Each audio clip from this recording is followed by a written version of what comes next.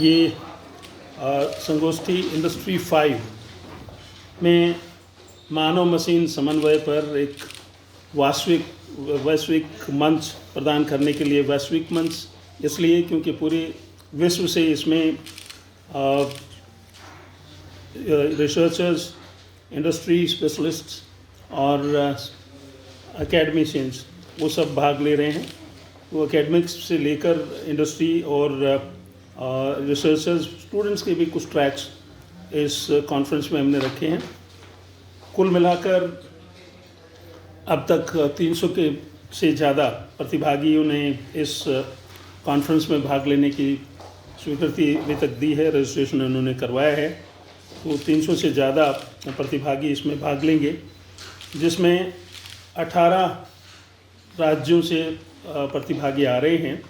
उनमें से कुछ का मैं यदि नाम लूँ तो गुजरात, कर्नाटक, महाराष्ट्र, उत्तराखंड, बिहार, महाराष्ट्र, लखनऊ, दिल्ली, NCR सहित ये सभी, मध्य प्रदेश तो है ही इसमें शामिल। तो इन सब स्टेट से उसमें शोधार्थी भाग ले रहे हैं। और कुछ इम्पोर्टेंट यूनिवर्सिटीज़, संस्थान, उनमें national institutions, IIMs, IITs, NITs सब शामिल हैं।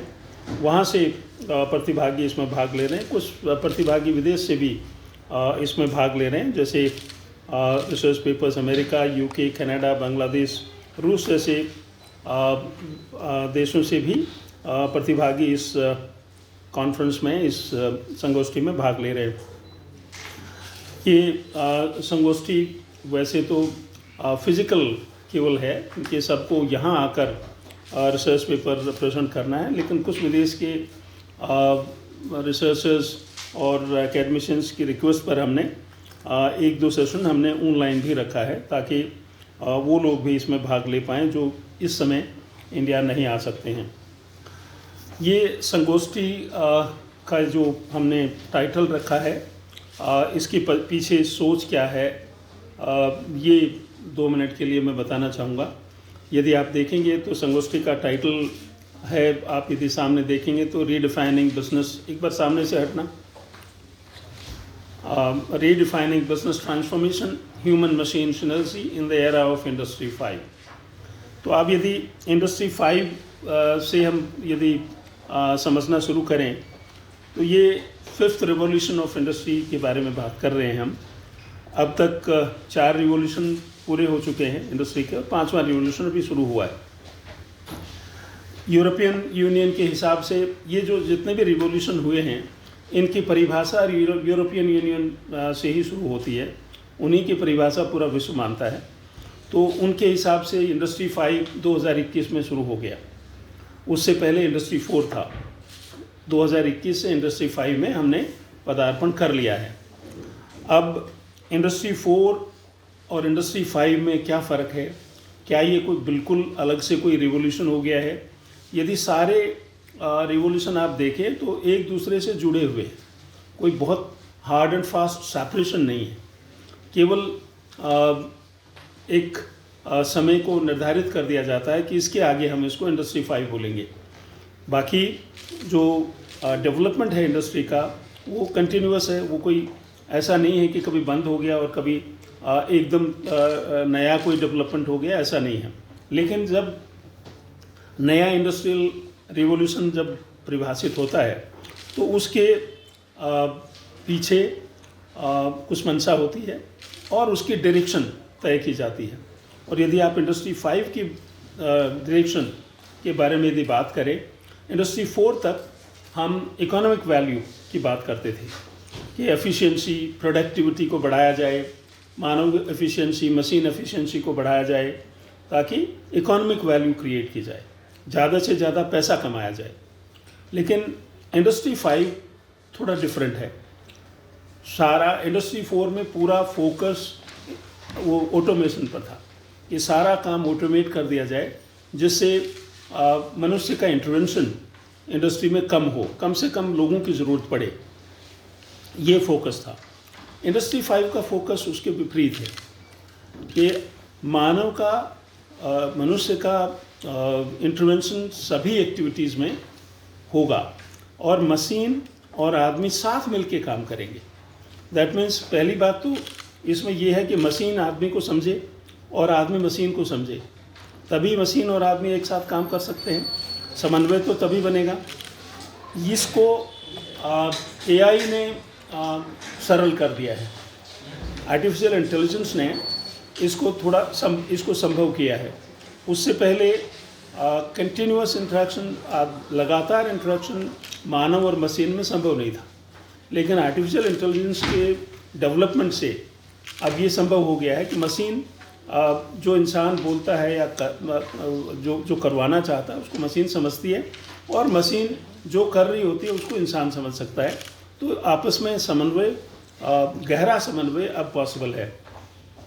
जब इस तरह का समन्वय होता है तो अब तक क्या है, यदि आप पुराना जाएं, जब ऑटोमेशन शुरू हुआ तो बड़े से बड़े बैचेस में प्रोडक्शन बनता था कि ज़्यादा से ज़्यादा एक ही तरह के आइटम एक साथ में बना लिए जाएं ताकि वो इकोनॉमिक हों, क्योंकि बेसिक फोकस इस पर था कि इकोनॉमिक वैल्यू क्रिएट की जाए, तो सस्ते से सस्ते बन पाएँ। लेकिन अब इंडस्ट्री 4 में हमने उस बैचेस को छोटा किया, और इंडस्ट्री 5 में हर एक आइटम अलग बन सकता है। और ये इसका सबसे बड़ा बेनिफिट आपका यदि देखें तो जो ये मेडिसिन है या इलाज है मनुष्य का, इसमें सबसे बड़ा फ़ायदा होगा, क्योंकि हर मनुष्य अलग है और उसको जो भी मनुष्य पर काम किया जाएगा, जब उस मशीन से काम हो, जैसे रोबोट्स आजकल सर्जरी भी करते हैं, लेकिन हर मानव का शरीर तो बिल्कुल डिफरेंट है। तो यदि हम पुराने हिसाब से रोबोट्स को उसको शरीर को पर ऑपरेशन करने के लिए करते, तो वो एक ही तरह से काटते या एक ही तरह से उसको इलाज करते, तो वो संभव नहीं था हर मनुष्य को के रोबोट का यूज़ करना। लेकिन अब क्योंकि वो हर मनुष्य के उसको एनाटॉमी को समझ के वो काम कर सकता है, तो इसलिए अब हर मनुष्य के लिए रोबोट से इलाज होने लगे हैं। और मानव इंटरवेंशन है ही, मनुष्य का इंटरवेंशन है ही, तो वो जो भी बदलाव करना होता है वो मनुष्य के थ्रू उसमें बदलाव हो जाता है। तो ये सबसे इम्पोर्टेंट बात यह है कि जो फोकस इकोनॉमिक वैल्यू पर था वो सोशल वैल्यू पर हो गया है, सोसाइटल वैल्यू। ये इंडस्ट्री को अब जो इंडस्ट्री का फोकस ये होगा कि सोसाइटी को कुछ दिया जाए, तो वो इंडस्ट्री 5 जो रिवोल्यूशन 5 है उसका पहला मकसद है कि ये इकोनॉमिक वैल्यू क्रिएट करने की बजाय सोसाइटल वैल्यू क्रिएट की जाए, और उसमें सबसे इम्पोर्टेंट है आपका इन्वायरमेंट।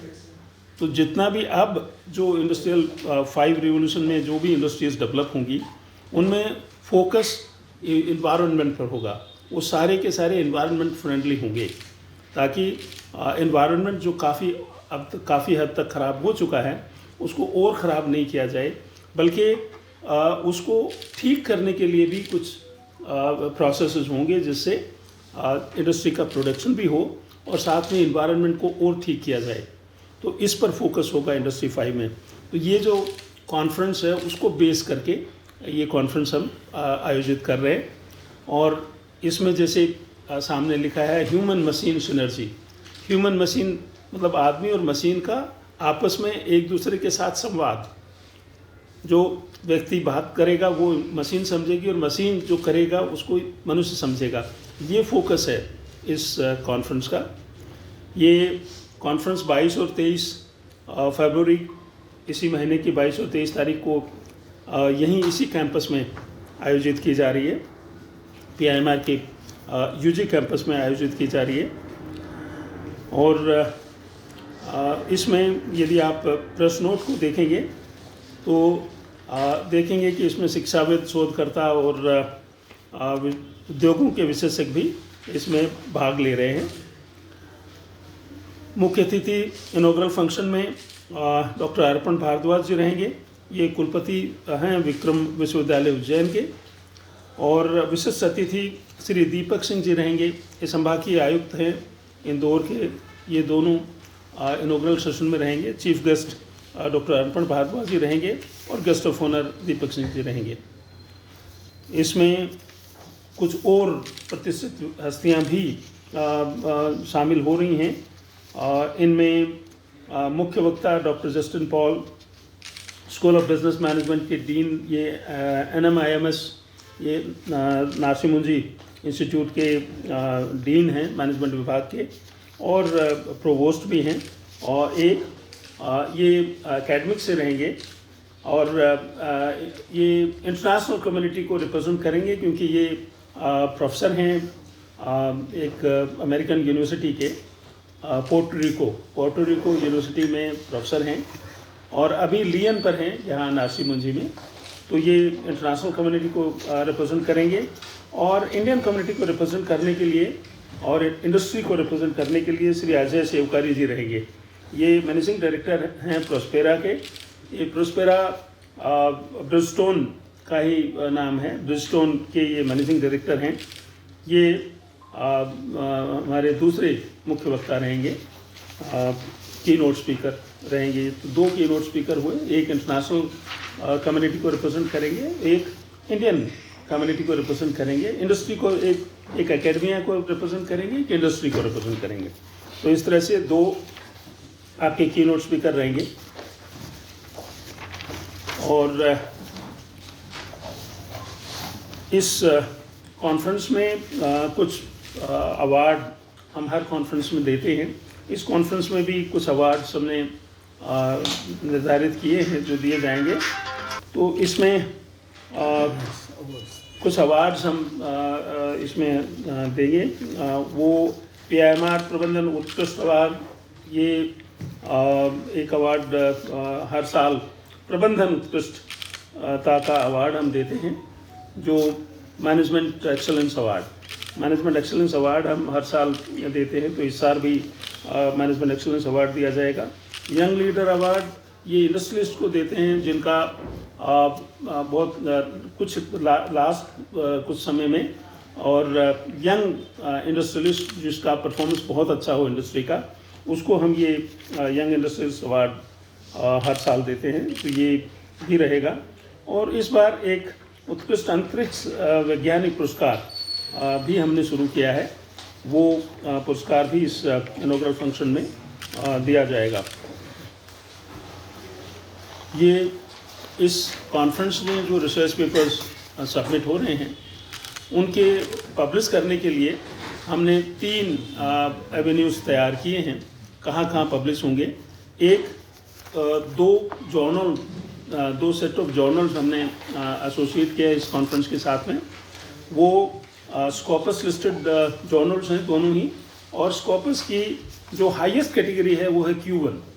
तो स्कॉपस की हाईएस्ट कैटेगरी का एक जर्नल हमने इस कॉन्फ्रेंस के साथ जोड़ा है, Q1, और दूसरा सेकंड हाईएस्ट कैटेगरी है जो स्कॉपस की, वो Q2। तो ये जो highest and second highest category के ही 2 बेस्ट जर्नल्स वर्ल्ड के, इनको हमने इस संगोष्ठी के साथ में जोड़ा है। तो जो रिसर्च पेपर इस कॉन्फ्रेंस में प्रेजेंट किए जाएंगे, उन पेपर्स में से जो बेस्ट पेपर्स होंगे, जो इन जर्नल्स के लिए सूटेबल होंगे, वो पेपर्स इन जर्नल में पब्लिश किए जाएंगे। उसके बाद हम एक रेफरीड बुक पब्लिश कर रहे हैं। रेफरीड का मतलब है हर पेपर एक्सपर्ट के पास जाएगा, वो उसका इवैल्यूएशन करेंगे और फिर वो निर्धारित करेंगे कि ये बुक में जाने लायक है या नहीं है।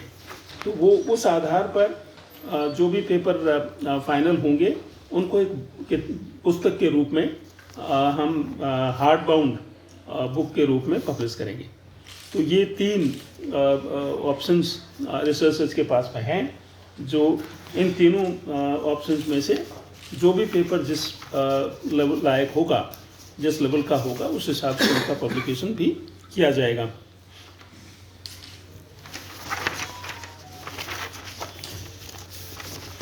कॉन्फ्रेंस में कुछ दूसरी एक्टिविटीज़ जो इंस्टीट्यूशन फोकस्ड होती हैं, जैसे जितने फैकल्टी मेंबर्स, प्रेस्टीज के जितने फैकल्टी मेंबर्स को PhD अवार्ड हुई है एक साल में, लास्ट 1 साल में, उनको हम रिकग्नाइज करते हैं कॉन्फ्रेंस में, वो होगा। एक कॉन्टेस्ट होगा सर्वश्रेष्ठ पीएचडी का। एक इसमें 10 पीएचडी थीसिस हमारे पास आए हैं पूरे देश से कंपटीशन में। उनमें से जो बेस्ट होगा उनके प्रेजेंटेशंस होगी और उसके आधार पर जो बेस्ट होगा उसको अवार्ड दिया जाएगा। इसी तरह से सभी पूरे कॉन्फ्रेंस में 20 सत्र में इस कॉन्फ्रेंस को बांटा गया है। जो रिसर्च पेपर्स जो पब्लिश होंगे उनको 20 सत्र में बांटा गया है। उन 20 सत्र में से 3 सत्र ऐसे रिसर्च पेपर्स के भी हैं जो विद्यार्थियों ने सबमिट करे हैं।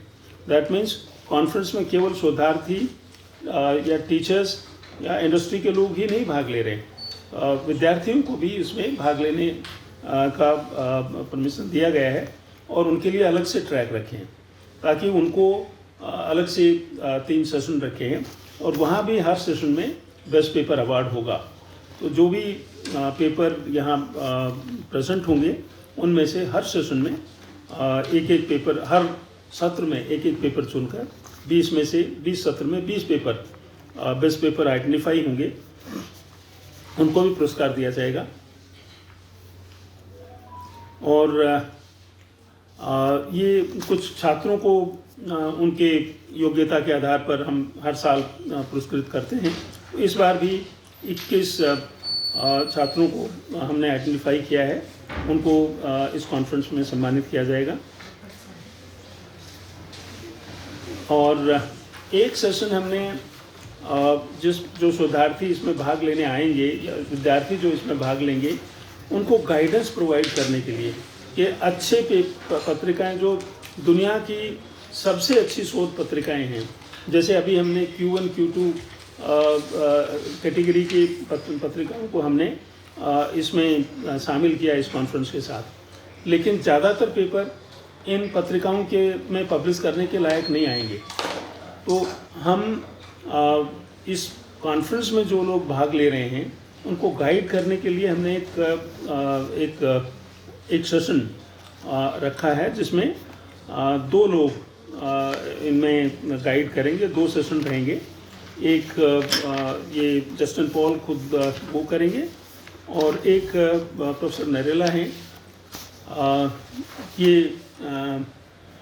एक सेशन इसमें कंडक्ट करेंगे ताकि जो भी लोग इस कॉन्फ्रेंस में भाग ले रहे हैं उनको गाइडेंस दी जा सके कि अच्छे शोध पत्रिकाओं में पब्लिश कैसे किया जाए। तो ये एक इसमें है। और हर कॉन्फ्रेंस की तरह इस बार भी इस कॉन्फ्रेंस में 3 स्टेटस पेपर वो Prestige institute of management and research के फैकल्टी मेंबर्स ने तैयार किए हैं। वो स्टेटस पेपर भी इसमें पब्लिश किए जाएंगे।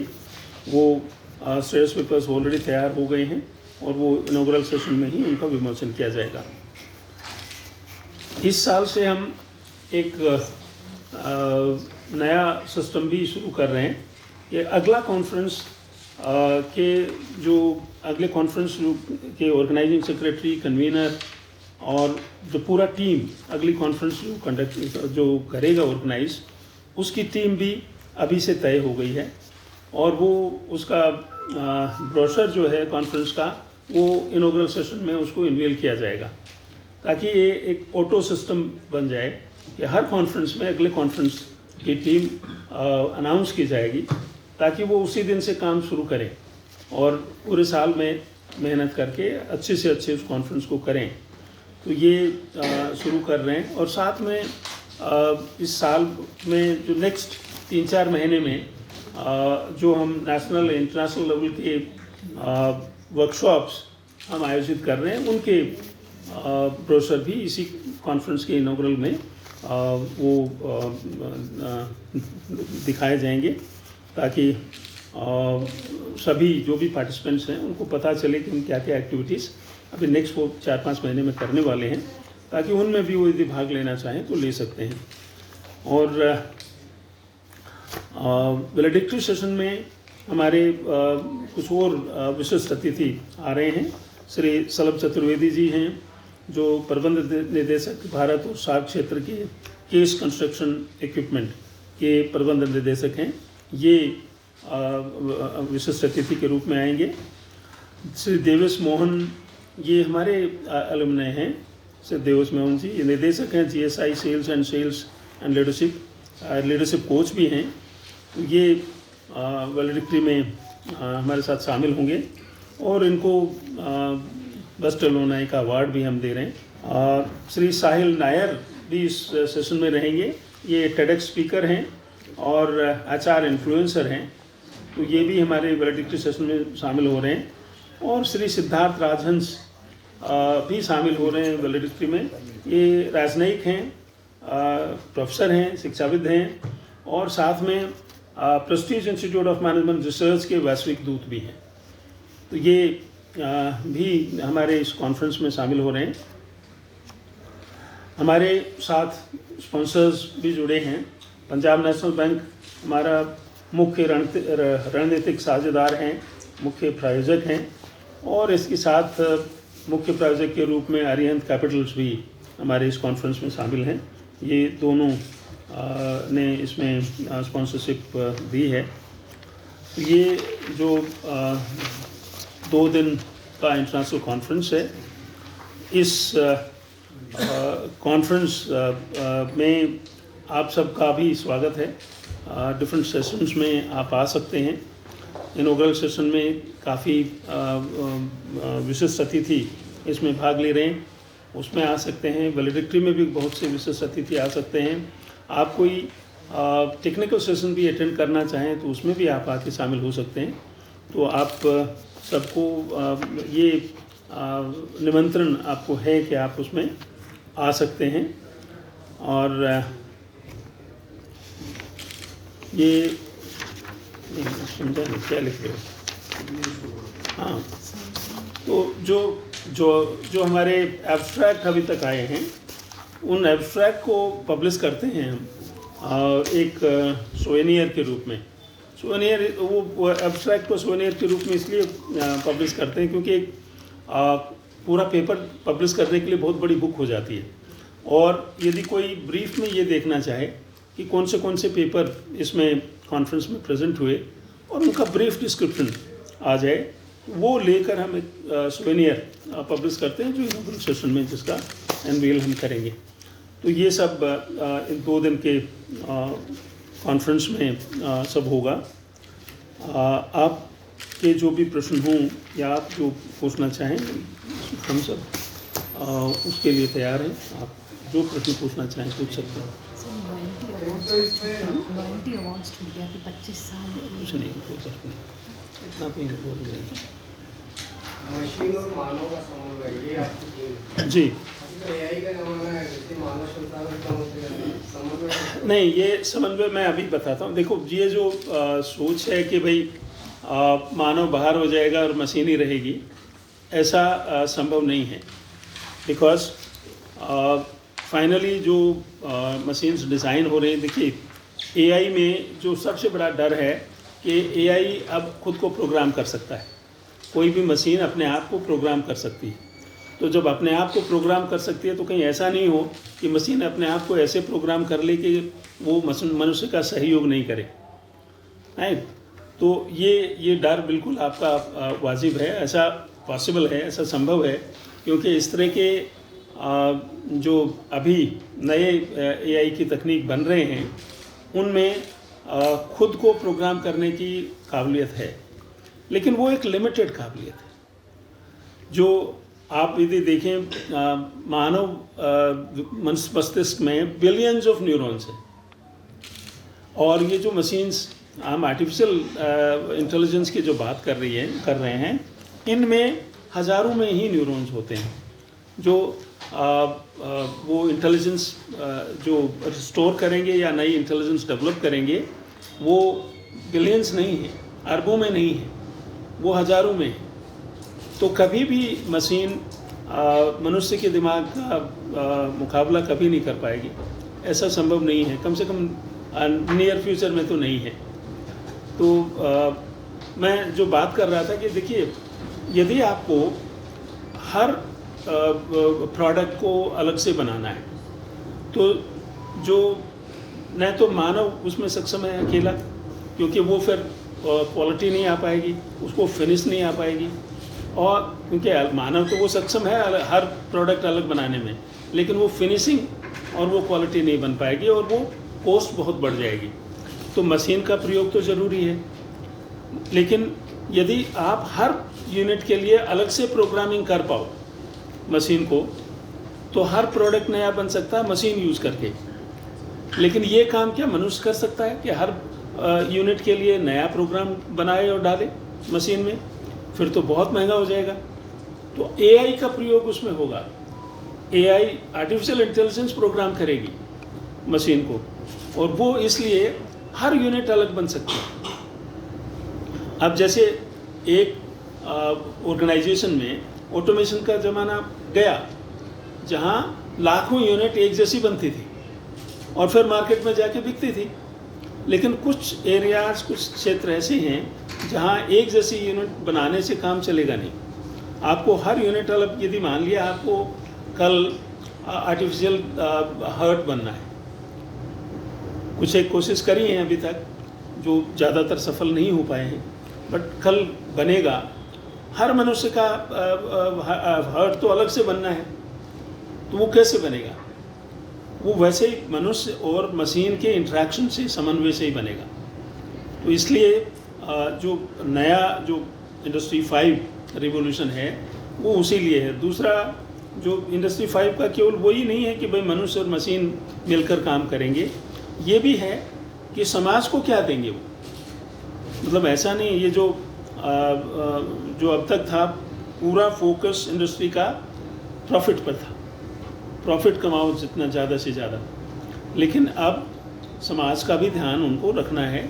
इसलिए जो इंडस्ट्री 5 को जो परिभाषित किया गया है वो इस तरह से, देखिए क्या होता है, हर इंडस्ट्री की यूनिट जो परिभाषित किया जाता है उसको फॉलो नहीं करती है, तो वो फिर उस इंडस्ट्री 5 रिवॉल्यूशन में आएंगे भी नहीं। इंडस्ट्री 5 रिवॉल्यूशन में वही माना जाएगा जो परिभाषित किया गया है, जिस तरह से उस तरह से काम करेगा, वही यूनिट इंडस्ट्री 5 में काउंट होगी। आपकी बात पूरे वक्तव्य से मुझे ये लगा है कि इंडस्ट्री 4 तक मशीनों का महत्व, यस, है ना? हाँ जी। इंडस्ट्री 5 में मशीनों से ज़्यादा मनुष्य का होगा, मानव का महत्व। यस। लेकिन क्या आपको ऐसा नहीं लगता कि इंडस्ट्री 4 में जब मशीनों का महत्व था तो उसने देश में बेरोजगारी भी पैदा की? यस, बेरोजगारी, देखिए बेरोजगारी मैं ये ऐसे नहीं मानता इस बात को। देखो जितने जॉब इंडस्ट्री 4 में क्रिएट हुए उतने जॉब कभी क्रिएट नहीं हुए थे पहले। वो जॉब पहले से डिफरेंट थे, ये फ़र्क। और अभी भी आगे इंडस्ट्री 5 में भी देखिए क्या है, पहले जैसे आपका स्किल्स कम हो तब काम कर सकते थे, वो उस तरह की मशीन्स थी कि आपका कम स्किल्ड पर्सन है वो काम कर सकता है। इंडस्ट्री 4 में क्या हुआ कि ज़्यादा इलेक्ट्रॉनिक बेस्ड ऑटोमेशन हो गया। पहले मैकेनाइज्ड ऑटोमेशन था इंडस्ट्री 3 में, वो सारा इलेक्ट्रॉनिक बेस्ड हो गया। और उससे इलेक्ट्रॉनिक बेस्ड या कंप्यूटर बेस्ड होने से क्या हुआ कि स्किल्ड वर्कफोर्स की ज़रूरत पड़ी। वो ऐसा नहीं है कि वर्कफोर्स कम लगेगा, क्योंकि जो क्वांटिटी थी, जो साइज़ थे वो बढ़ गए, और जो रिक्वायरमेंट थी लोगों की वो कम नहीं हुई। और फ़र्क क्या हो गया, मैन्युफैक्चरिंग से शिफ्ट होके ज़्यादा फोकस उस पर सर्विसेज पर आ गया कि ज़्यादा लोग सर्विसेज में काम करने लगे। मैन्युफैक्चरिंग के बजाय सर्विसेज में ज़्यादा लोग काम करने लगे।